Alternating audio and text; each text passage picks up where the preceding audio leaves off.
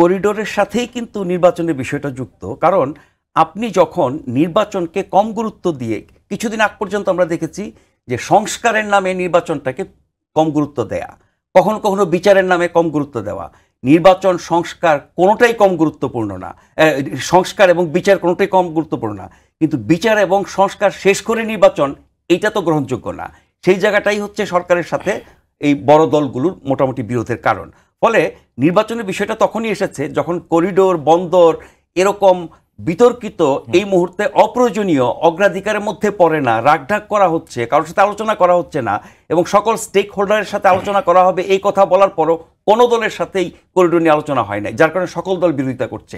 তার মানে এইটাই কিন্তু নির্বাচনের দাবি এবং ডিসেম্বরের মধ্যে নির্বাচনের দাবি, যেটি বিএনপি সহ আর কিছু দলের, সেটাকে যখন আপনার ঢেকে ফেলা হচ্ছে বা কম গুরুত্ব দেওয়া হচ্ছে বা এটাকে গৌণ করে ফেলা হচ্ছে, তখন মুখ্য হয়ে গেছে তখন করিডোর বন্দর।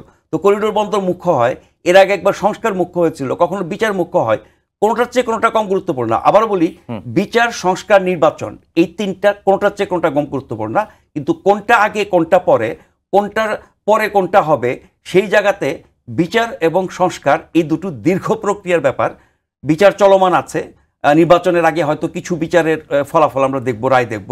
সংস্কার কিছু নির্বাচনের আগে হবে, আর কিছু আপনি চাইলেও এখন করতে পারবেন না নির্বাচিত সংসদ ছাড়া। ফলে এই দুটো শেষ করে নির্বাচন যারা বলে, তারা নির্বাচনকে অনেক দূর পিছিয়ে দিতে চায়।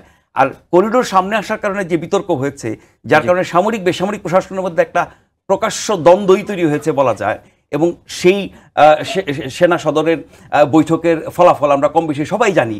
সেখানে সেনাপ্রধান করিডোর নিয়ে, বন্দর নিয়ে, নির্বাচন নিয়ে, সংস্কার নিয়ে, মব নিয়ে কথা বলেছেন, এগুলো সকল গণমাধ্যমে এসেছে। তার মানে হচ্ছে এগুলো যখন বড় হয়ে যায়, তখন নির্বাচন, গণতান্ত্রিক প্রক্রিয়ায় ফিরে যাওয়া, গণতন্ত্র পুনরুদ্ধার করা, জনগণের শাসন, রাজনৈতিক স্থিতিশীলতা, এই বিষয়গুলো গৌণ হয়ে যায় না। ফলে এটার সাথে এটা ইন্টারলিঙ্ক।